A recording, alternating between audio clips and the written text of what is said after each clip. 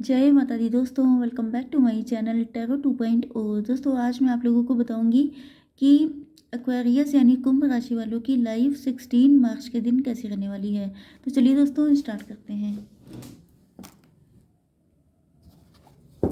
Angels please मुझे बताइए कि एक्वेरियस की फैमिली लाइफ 16 मार्च के दिन कैसी रहने वाली है। एक्वेरियस की love life and marital life कैसी रहने वाली है 16 मार्च के दिन।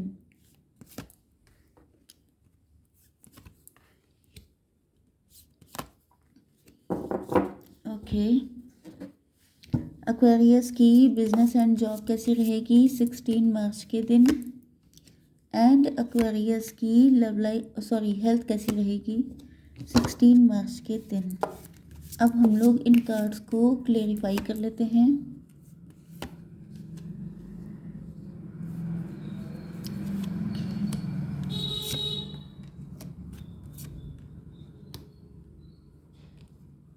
यहाँ पे 2 कार्ड आ गए हैं। चलिए देखिए, बॉटम ऑफ द डेक आ चुका है सक्सेस का कार्ड। तो आप लोग सक्सेस चाहते हो सकते हैं अपनी लव लाइफ में, मैरिटल लाइफ में, अपने बिजनेस में या हेल्थ में। ओके, एंड या तो आपके पार्टनर आपके साथ रिलेशनशिप मेंटेन करना चाहते हैं, या ये आपको लव का प्रपोजल देना चाहते हैं, लेकिन चाहते हैं कि इनको सक्सेस मिले। ओके, क्योंकि कंडीशन कुछ नेगेटिव हो सकती हैं।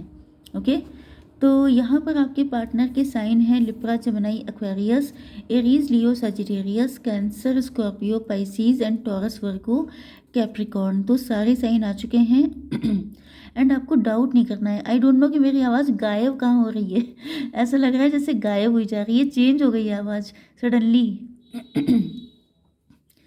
तो यहाँ पर ओके, जस्ट मिनट, 1 2 3 1 2 3। देखिए यहाँ पर Taurus, Cancer, Scorpio, Pisces and Taurus, Virgo, Capricorn, इन दोनों की एनर्जीज इक्वल हैं। ओके, बाकी सारे साइन उससे कम कम एनर्जी में हैं। इम्पॉर्टेंट नंबर है आपके लिए 4 2 42 24, एज हो सकती है, बर्थडे हो सकता है 4 अगेन 44 हो सकता है। इम्पॉर्टेंट आपके लिए 5 8 7 8 88 आपको दिख रहा हो सकता है, 44 दिख सकता है आपको। ओके, तो यहाँ पर आपके पार्टनर जो हैं डिवाइन को सरेंडर कर चुके हैं, या तो इन्होंने कुछ गलत किया है तो माफ़िया मांग रहे हैं, बहुत ज़्यादा रिग्रेट में हैं, परेशान हैं, किसी और से अपना गम बोल नहीं सकते हैं तो ईश्वर से बोल रहे हैं। हो सकता है ये इंट्रोवर्ट हूँ, शाई हूँ, आपसे अपने लव को एक्सप्रेस नहीं कर पाए हैं, या सिचुएशंस इतनी कॉम्प्लिकेटेड हो सकती हैं जिसमें इनको लग रहा है कि सिर्फ ईश्वर ही कुछ कर सकते हैं। तो यहाँ पर नियर फ्यूचर में हो सकता है कि ये आपके पास कोई मैरिज का प्रपोज़ल या आपको कोई कमिटमेंट देना चाहते हैं, लेकिन इनको लगता है कि पता नहीं आप एग्री होंगे कि नहीं होंगे। तो कुछ कॉम्प्लिकेशन तो हैं जिसकी वजह से ये बहुत ज़्यादा मन्नतें मांग रहे हैं कि सब कुछ ठीक हो जाए, सब कुछ अच्छे से हो जाए। ओके, तो नियर फ्यूचर में इनका आपके पास आने का प्लान हो सकता है। यस, इन्होंने पास्ट में किसी और को चूज़ किया हो सकता है, बट प्रेजेंट टाइम में इनको पता चल चुका है कि वो डिसीज़न गलत था।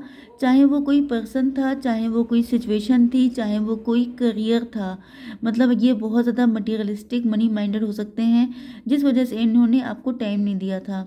तो अब ये आपको लेके होपफुल हैं, एंड यहाँ पर ये किसी की हेल्प से आपके पास आना चाहते हैं, क्योंकि इनको पता है कि सिचुएशन टफ है। तो ये अपने आप या तो कुछ बोलने की कंडीशन में नहीं है, या इनको लग रहा है कि ये अगर आपने इनको नो बोल दिया तो ये हैंडल नहीं कर पाएंगे। तो ये किसी के थ्रू कोई ऑफ़र या तो भिजवा सकते हैं, या किसी के थ्रू आप तक पहुंच सकते हैं। ओके, हो सकता है कि इन्होंने आपको अपना लव ऑफ़र किया था बट आपने एक्सेप्ट नहीं किया, या तो आपने क्लियर कट नो बोल दिया है, या तो फिर आपने कोई इंटरेस्ट शो नहीं किया है।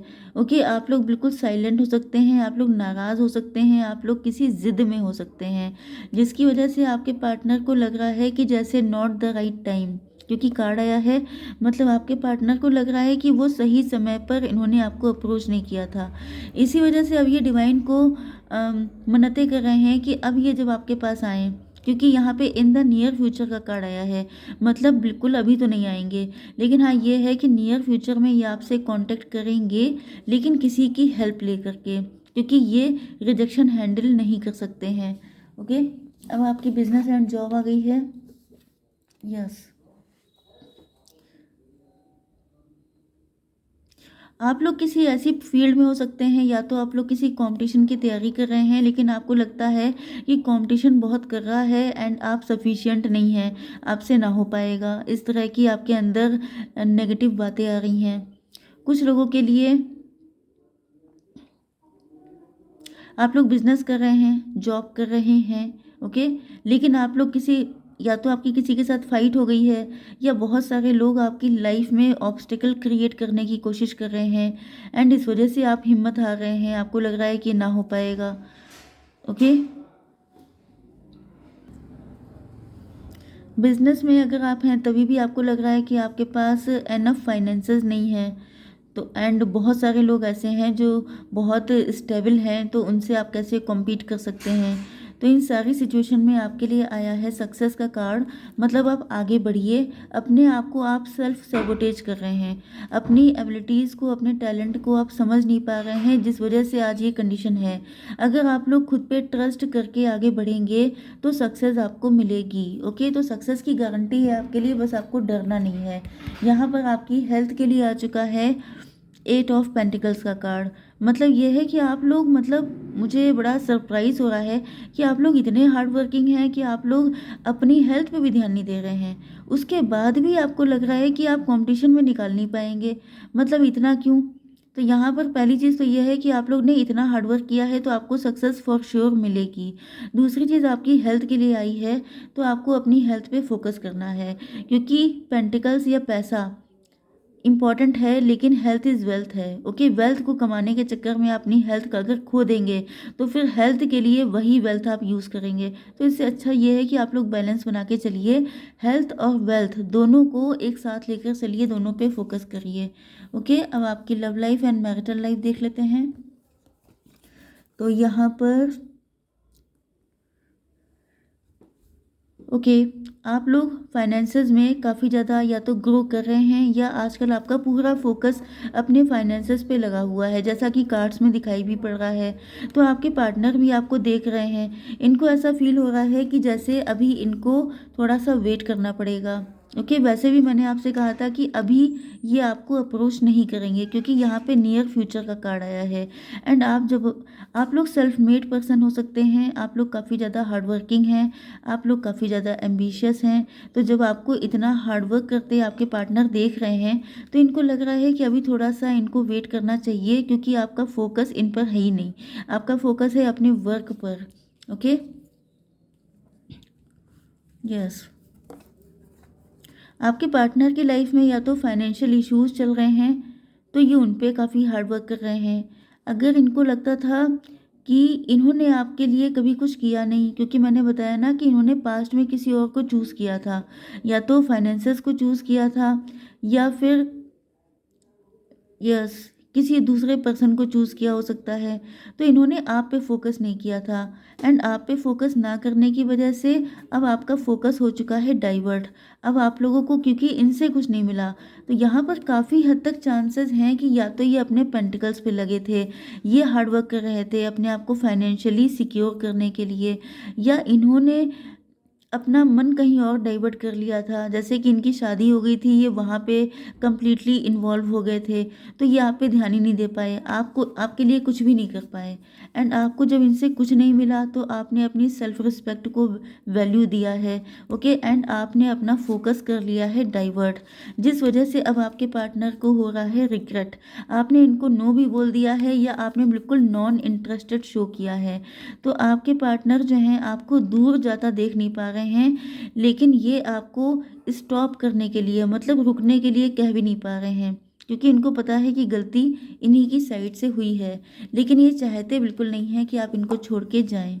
यस, आपके पास बहुत सारे ऑप्शंस हो सकते हैं। यस, आपके पास या तो बहुत सारे मैरिज के प्रपोजल आ रहे हैं, या तो फिर बहुत सारे सूटर्स हो सकते हैं आपके, एंड आपके पार्टनर ये सब देख करके डर रहे हैं। ओके, अगर आपने किसी को चूज़ भी कर लिया है तो आपके पार्टनर चाहते हैं कि आप रिकंसीडर कर लें, मतलब एक बार फिर से सोच लें, क्योंकि एक बार मतलब ये चाहते हैं कि आप अपने दिल से पूछें। यस।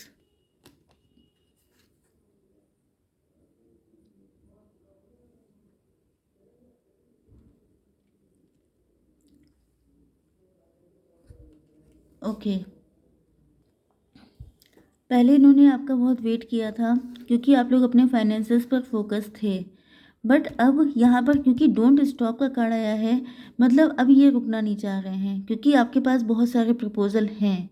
ऑटोमेटिकली एक से बढ़कर एक हो सकते हैं, इनसे भी कई गुना ज़्यादा अच्छे हो सकते हैं, जिस वजह से ये डर रहे हैं। इनको लग रहा है कि कहीं ऐसा ना हो।